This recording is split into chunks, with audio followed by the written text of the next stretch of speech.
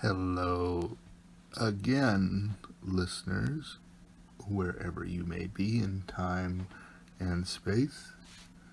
Let's get right back to it. The Adventures of Tom Sawyer by Mark Twain. And this is chapter 26. The Haunted House, Sleepy Ghosts, A Box of Gold, Bitter Luck. About noon the next day, the boys arrived at the dead tree. They had come for their tools. Tom was impatient to go to the haunted house. Huck was measurably so also, but suddenly said, "Looky here, Tom. Do you know what day it is?"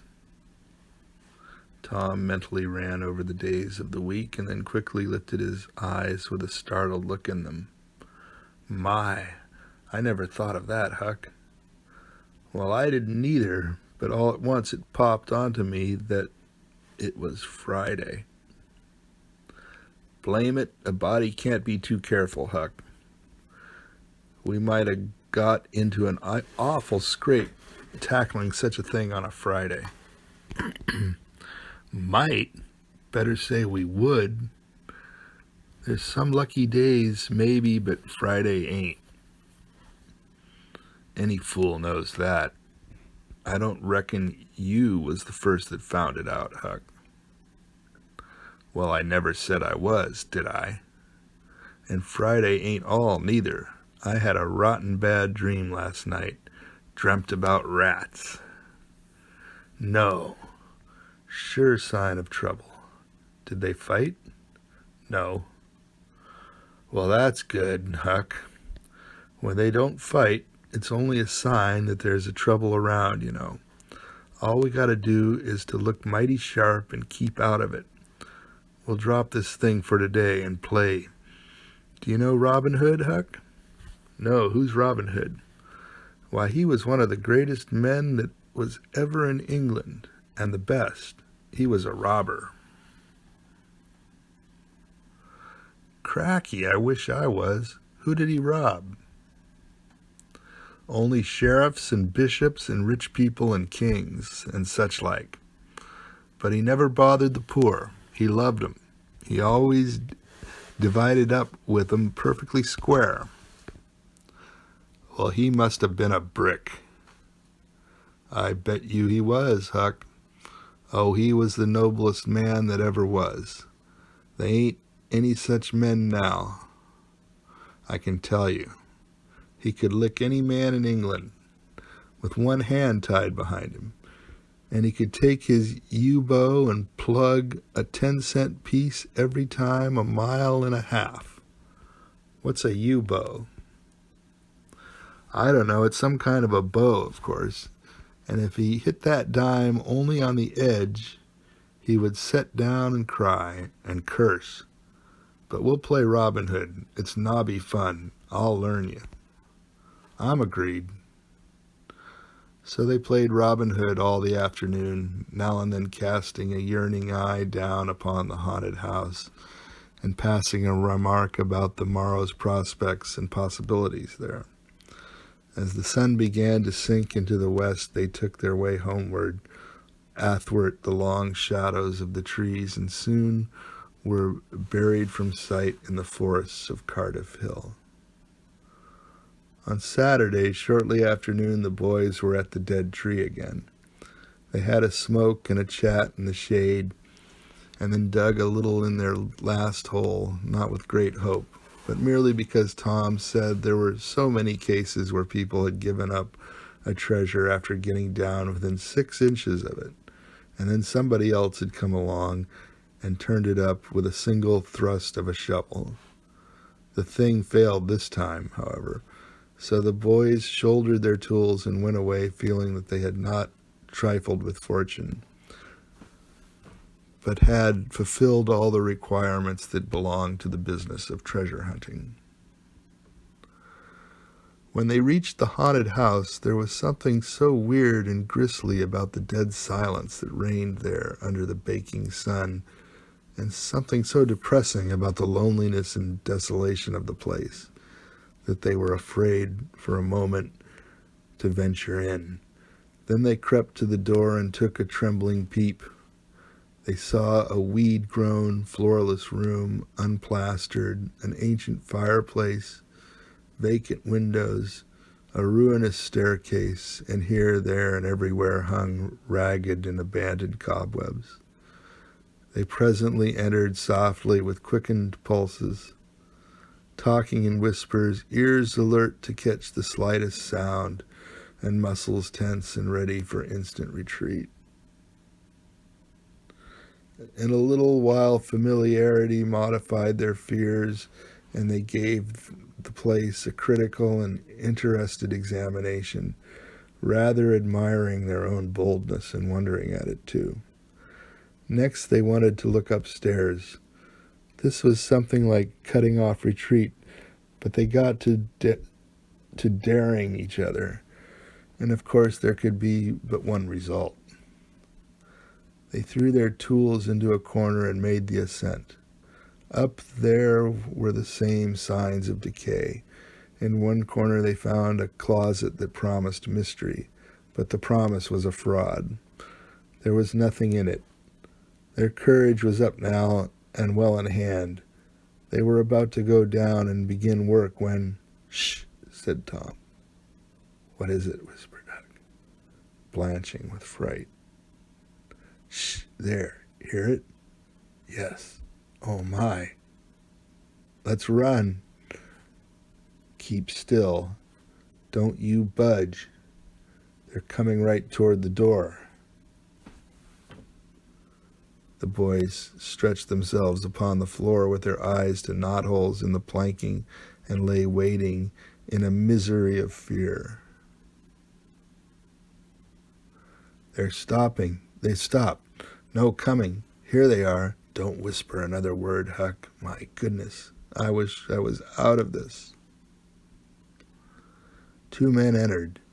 Each boy said to himself, "There's the old deaf and dumb Spaniard that's been about town once or twice lately.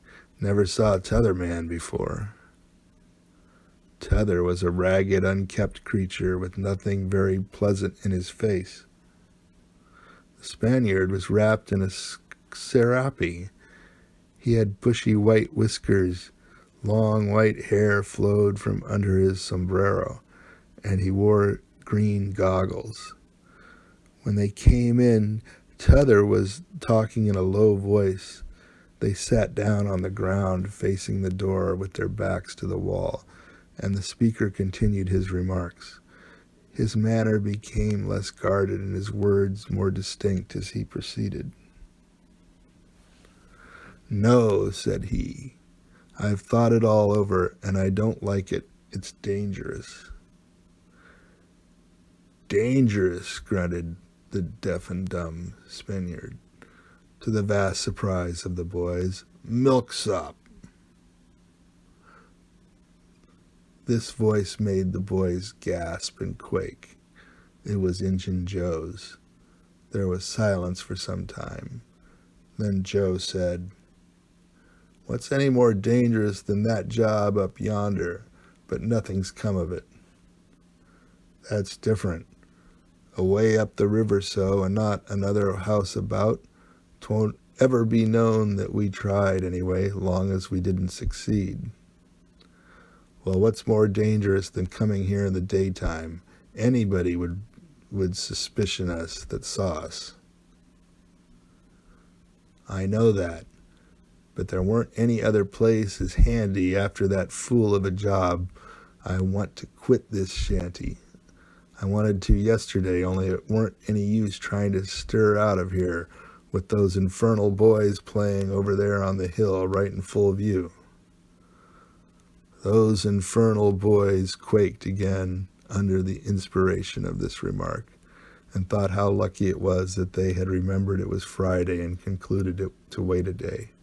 They wished in their hearts they had waited a year. The 2 men got out some food and made a luncheon. After a long and thoughtful silence, Injun Joe said, Look here, lad. You go back up the river where you belong. Wait there till you hear from me. I'll take the chances on dropping into this town just once more for a look. We'll do that dangerous job after I've spied around a little and think things look well for it. Then, for Texas, we'll leg it together. This was satisfactory. Both men presently fell to yawning, and Injun Joe said, I'm dead for sleep. It's your turn to watch. He curled down in the weeds and soon began to snore. His comrades stirred him once or twice, and he became quiet. Presently the watcher began to nod. His head drooped lower and lower. Both men began to snore now. The boys drew a long, grateful breath.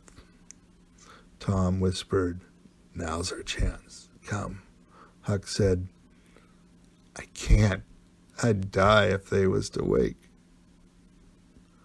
Tom urged. Huck held back.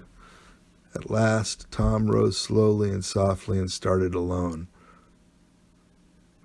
But the first step he made rung such a hideous creak from the crazy floor that he sank down almost dead with fright. He never made a second attempt. The boys lay there counting the dragging moments till it seemed to them that time must have done an eternity growing gray, and then they were grateful to note that at last the sun was setting. Now one snore ceased. Injun Joe sat up, stared around, smiled grimly upon his comrade, whose head was drooping upon his knees, stirred him up with his foot and said, Here, you're a watchman, ain't you? All right, though, nothing's happened. My, have I been asleep? Oh, partly. Nearly time for us to be moving, pard. What'll we do with what little swag we've got left? I don't know. Leave it here as we've always done, I reckon. No use to take it away till we start south. 650 in silver is something to carry. Well, all right. It won't matter to come here once more. No, but I'd say come in the night as we used to do. It's better. Yes, but look here. It may be a good while before I get the right chance at that job. Accidents might happen. 'Tain't in such a very good place. We'll just regularly bury it and bury it deep. Good idea, said the comrade, who walked across the room, knelt down, raised one of the rearward hearthstones, and took out a bag that jingled pleasantly. He subtracted from it $20 or $30 for himself and as much for Injun Joe, and passed the bag to the latter, who was on his knees in the corner now digging with his bowie knife. The boys forgot all their fears, all their miseries in an instant. With gloating eyes they watched every movement. Luck! The splendor of it was beyond all imagination. $600 was money enough to make half a dozen boys rich. Here was treasure hunting under the happiest auspices. There would not be any bothersome uncertainty as to where to dig. They nudged each other every moment, eloquent nudges, and easily understood, for they simply meant, oh, but ain't you glad now we're here? Joe's knife struck upon something. Hello, said he. What is it? Said his comrade. Half-rotten plank? No, it's a box, I believe. Here, bare hand, and we'll see what it's here for. Never mind, I've broke a hole. He reached his hand in and drew it out. Man, it's money. The two men examined the handful of coins. They were gold. The boys above were as excited as themselves and as delighted. Joe's comrade said, "We'll make quick work of this. There's an old rusty pick over amongst the weeds in the corner the other side of the fireplace. I saw it a minute ago." He ran and brought the boys' pick and shovel. Injun Joe took the pick, looked it over critically, shook his head, muttered something to himself, and then began to use it. The box was soon unearthed. It was not very large. It was iron-bound and had been very strong before the slow years had injured it. The men contemplated the treasure a while in blissful silence. "Pard, there's thousands of dollars here," said Injun Joe.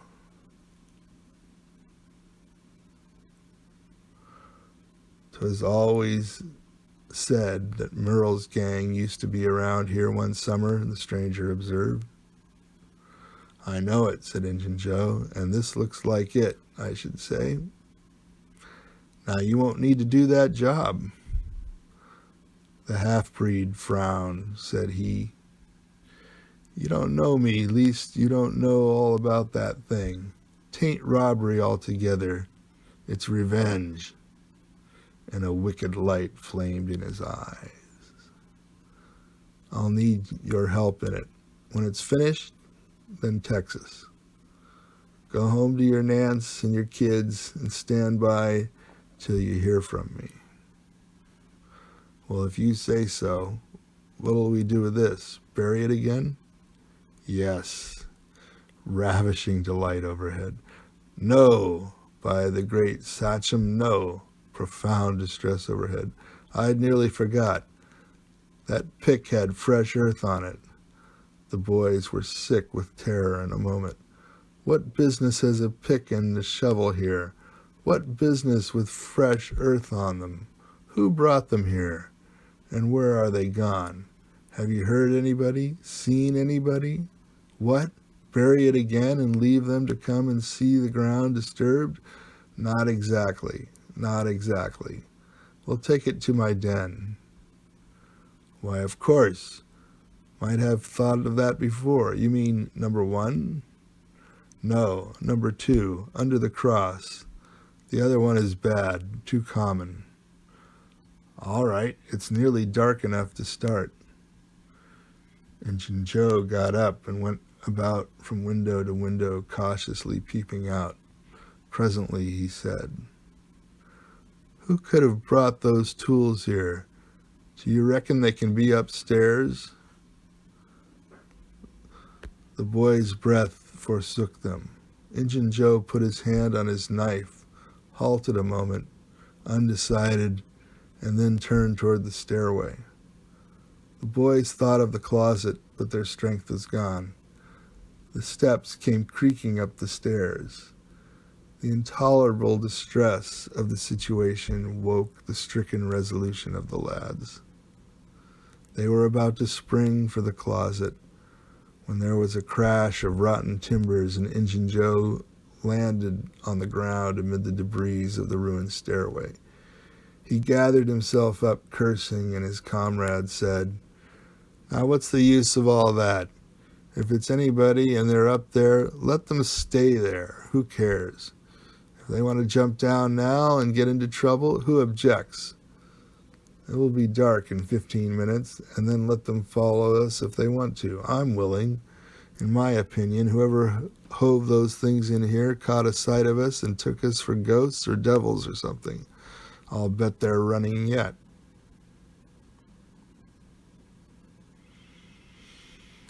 Joe grumbled a while, then he agreed with his friend that what daylight was left ought to be economized in getting things ready for leaving. Shortly afterward, they slipped out of the house in the deepening twilight and moved toward the river with the precious box. Tom and Huck rose up, weak but vastly relieved, and stared after them through the chinks between the logs of the house. Follow? Not they. They were content to reach ground again without broken necks and take the townward trek over the hill. They did not talk much. They were too much absorbed in hating themselves, hating the ill luck that made them take the spade and the pick there. But for that, Injun Joe never would have suspected. He would have hidden the silver with the gold to wait till his revenge was satisfied. And then he would have had the misfortune to find that money turn up missing. Bitter, bitter luck that the tools were ever brought there. They resolved to keep a lookout for that Spaniard when he should come to town, spying out for chances to do his revengeful job, and follow him to number 2, wherever that might be. Then a ghastly thought occurred to Tom. Revenge? What if he means us, Huck? Oh, don't, said Huck, nearly fainting. They talked it all over, and as they entered town, they agreed to believe that he might possibly mean somebody else. At least that he might at least mean nobody but Tom, since only Tom had testified. Very, very small comfort it was to Tom to be alone in danger. Company would be palpable improvement, he thought.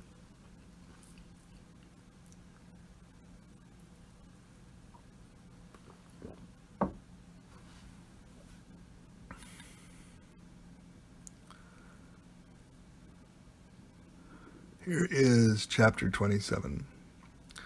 Doubts to be settled. The young detectives. The adventure of the day mightily tormented Tom's dreams that night. 4 times he had his hands on that rich treasure, and 4 times it wasted to nothingness in his fingers, as sleep forsook him and wakefulness brought back the hard reality of his misfortune. As he lay in the early morning recalling the incidents of his great adventure, he noticed that they seemed curiously subdued and far away, somewhat as if they had happened in another world or in a time long gone by. Then it occurred to him that the great adventure itself must be a dream. There was one very strong argument in favor of this idea, namely that the quantity of coin he had seen was too vast to be real. He had never seen as much as $50 in one mass before, and he was like all boys of his age and station in life, in that he imagined that all references to hundreds and thousands were mere fanciful forms of speech, and that no such sums really existed in the world. He never had supposed for a moment that so large a sum as $100 was to be found in actual money in anyone's possession. If his notations of hidden treasure had been analyzed, they would have been found to consist of a handful of real dimes and a bushel of vague, splendidly ungraspable dollars. But the incidents of his adventure grew sensibly sharp and clear under the attrition of thinking them over, and so he presently found himself leaning to the impression that the thing might not have been a dream after all. The uncertainty must be swept away. He would snatch a hurried breakfast and go and find Huck. Huck was sitting on the gunwale of a flatboat, listlessly dangling his feet in the water and looking very melancholy. Tom concluded to let Huck lead up to the subject. If he did not do so, then the adventure would be proved to have been only a dream. "Hello, Huck." "Hello yourself." Silence for a minute. "Tom, if we'd a left the blame tools at the dead tree, we'd a got the money. Oh, ain't it awful?" "'Tain't a dream, then. 'Tain't a dream. Somehow I most wish it was. Dogged if I don't, Huck." "What ain't a dream?" "Oh, that thing yesterday. I've been half thinking it was." "Dream? If them stairs hadn't broke down, you'd have seen how much dream it was. I've had dreams enough all night, with that patch-eyed Spanish devil going for me all through 'em. Rot him. No, rot him. Find him. Track the money. Tom will never find him. A feller don't have only one chance for such a pile, and that one's lost. I'd feel mighty shaky if I was to see him anyway. Well, so'd I, but I'd like to see him anyway and track him out to his number 2. Number 2, yes, that's it. I've been thinking about that, but I can't make nothing out of it. What do you reckon it is? I don't know. It's too deep. Say, Huck, maybe it's the number of a house. Goody. No, Tom, that ain't it. If it is, it ain't in this one-horse town. They ain't no numbers here. Well, that's so. Let me think a minute. Here, it's the number of a room in a tavern, you know. Oh, that's the trick. There ain't only 2 taverns. We can find out quick. You stay here, Huck, till I come. Tom was off at once. He did not care to have Huck's company in public places. He was gone half an hour. He found that in the best tavern, number 2 had long been occupied by a young lawyer and was still so occupied. In the less ostentatious house, number 2 was a mystery. The tavern keeper's young son said it was kept locked all the time, and he never saw anybody go into it or come out of it except at night. He did not know any particular reason for this state of things. Had some little curiosity, but it was rather feeble. Had made the most of the mystery by entertaining himself with the idea that that room was haunted. Had noticed that there was a light in there the night before.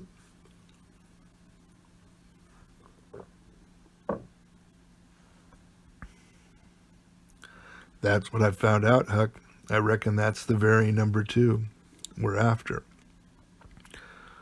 I reckon it is, Tom. Now what you going to do? Let me think.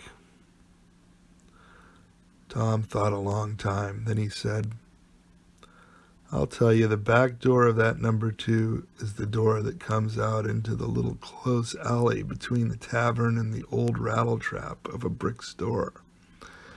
Now you get hold of all the door keys you can find, and I'll nip all of Auntie's. And the first dark night we'll go there and try 'em. And mind you, keep a lookout for Injun Joe, because he said he was going to drop into town and spy around once more for a chance to get his revenge. If you see him, you just follow him, and if you don't go to that number 2, and if he don't go to that number 2, that ain't the place. Lordy, I don't want to follow him by myself. Well, it'll be night, sure. He mightn't ever see you. And if he did, maybe he'd never think anything. Well, if it's pretty dark, I reckon I'll track him. I don't know. I'll try. You bet I'll follow him if it's dark, Huck.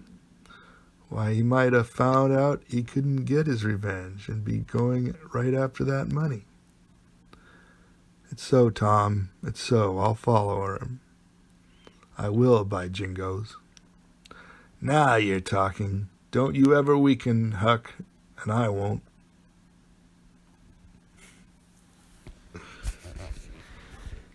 What a great book. Isn't it a great book? Be back with more soon. Follow me over on Haps at D.A. Wilson. Roarshock channel on YouTube. That's where I will be archiving this after I get the reading all done. Thanks very much for listening.